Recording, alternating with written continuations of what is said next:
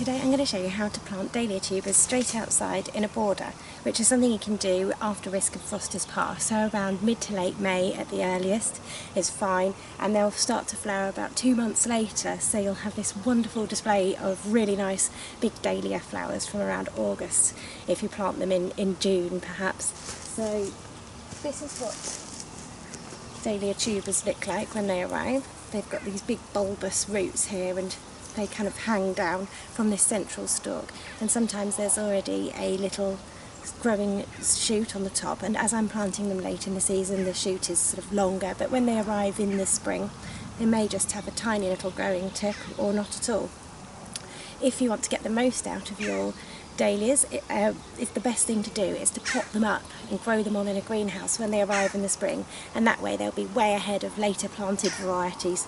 So by the time it comes to late May you can plant your potted up dahlias outside, and they'll already be about this big, and then they'll just take off from there and start flowering from as early as late June onwards right the way through to the end of summer. So that's the best way to do it. But if you don't have time or you don't get around to it, you can just plant them straight outside and they'll be absolutely fine and still provide months of lovely colour. I'm going to plant a group of 3 here. Dahlias are really nice planted in a group. They make a big sort of bold block of colour, and I've got 3 Dahlia 𝗱𝗲𝗀𝗀𝗀𝗲, which have nice dark foliage and single flowers which bees love and butterflies, and they're really, really pretty and simple. So first of all, what you need to do is dig a hole for each tuber about 30 centimetres deep, which is about a spade's depth, and choose a nice sunny spot. Dahlias love being in sun. And before you plant, make sure you've thoroughly weed the area as well, because you don't want to be picking bits of ground elder and bindweed out of your nice dahlia display.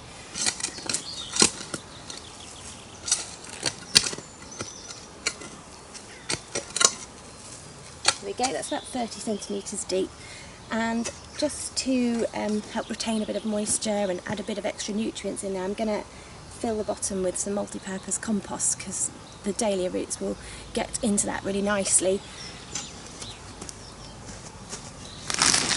Just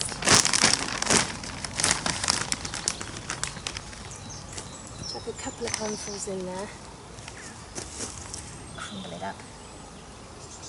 If you want to really boost flowering, you can also add some slow release fertiliser granules to this compost mix as well. Otherwise you can just feed them with a liquid feed.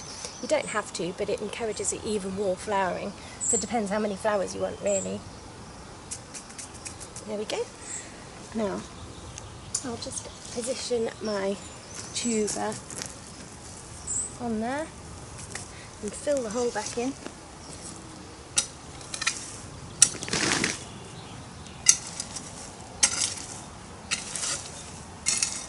There we go. I'm going to plant a group of 3 about 40 centimetres apart from each other.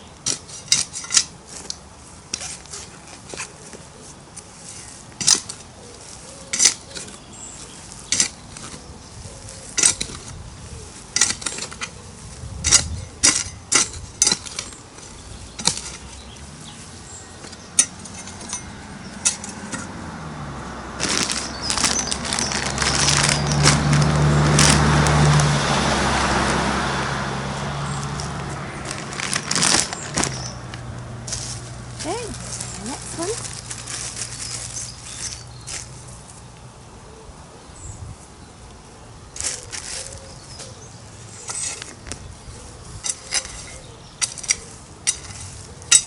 And last one.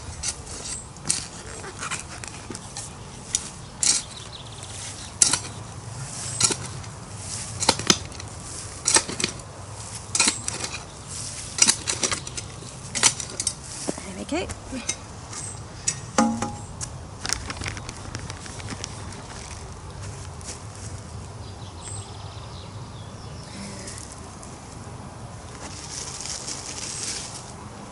And that will be a lovely cluster of flower, little pocket of colour in this shrubbery sort of area. dahlias look really nice next to sort of shrubbery or architectural plants like grasses, because their flowers are so bright and bold, they really stand out against plainer plants. But they look equally as good in a really floral, cottagey style garden as well. There we go. Now, when you've planted summer flowering bulbs, they kind of disappear. So you don't forget where they are, it's a really good idea to just mark them with a label so you can remember what you've planted and where you've planted it. Or you can stick a load of compost on top just to show that there's something planted under there. Otherwise, sometimes you can end up accidentally digging them out. And yeah, so give them a marker, but the foliage, as it's late in the season, they should really start to take off quite quickly. So within a few weeks you'll see the foliage popping out of the ground anyway. They just need a really good water now. And it's really important to keep these well watered, especially to start with. The tubers need to stay wet pretty much constantly, or at least sort of damp and moist, to sort of rehydrate them and activate them into growth. So I'll give these 3 here a good canful once or twice a day. Well, particularly on hot, dry days. If it's been raining, perhaps not. There we go. And I'd actually probably just continue to water them every day throughout the summer as well, because although they're like hot, sunny locations, they do need water too to stop them from looking droopy. There we go. So I need to mark those, and then when they'll start to grow quite fairly soon, as long as you keep watering them. And within a couple of months you'll have this really lovely display of flowers, and they're excellent for cutting as well. And the more you cut, the more will grow. So snip a few and display them in a vase, and just keep going. Any that you don't cut to display in a vase, then just deadhead as they die off, and that will encourage further flowering. And they should just continue to flower repeatedly until early autumn. And then, just before the first frost, you want to rescue these out of the ground, because they don't tolerate frost at all.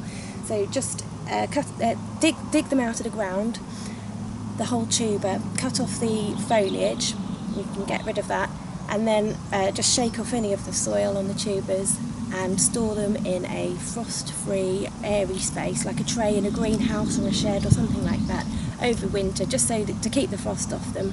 And then the following spring you can pop them up from around February in a greenhouse and grow them on before planting them outside, or you can just leave them until later in the season, like we have done here, and plant them straight outside again. And that's what's really great about dahlias, you can just use them over and over and over again every single year, so they're a fantastic value plant.